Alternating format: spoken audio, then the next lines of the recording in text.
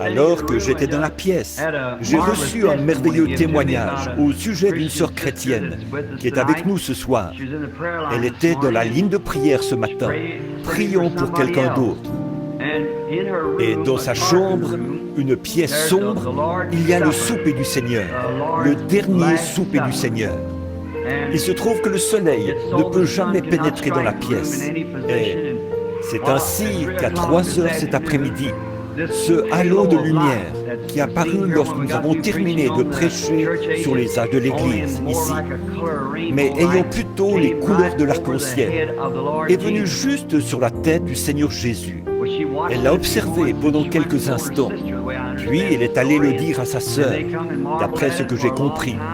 Elles sont venues et se sont émerveillées de cela pendant un long moment, environ 1 heure. Et ensuite, elles ont appelé un voisin prédicateur, frère Stricker, afin qu'il vienne voir le phénomène. Ils l'ont observé jusqu'à 17 heures environ.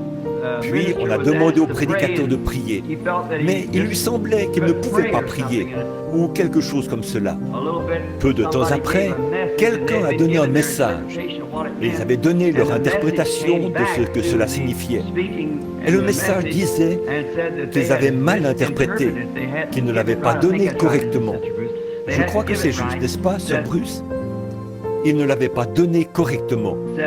Cela disait que ce signe voulait montrer, en quelque sorte, qu'elles étaient appréciées, parce qu'elles avaient cru le message proclamé ici au tabernacle, comme cela. Et il leur fut dit qu'elles verraient des choses plus grandes que cela arriver, qu'elles verraient même des anges monter et descendre et monter. Ainsi, nous vivons dans les derniers jours. Nous sommes près de la fin des temps.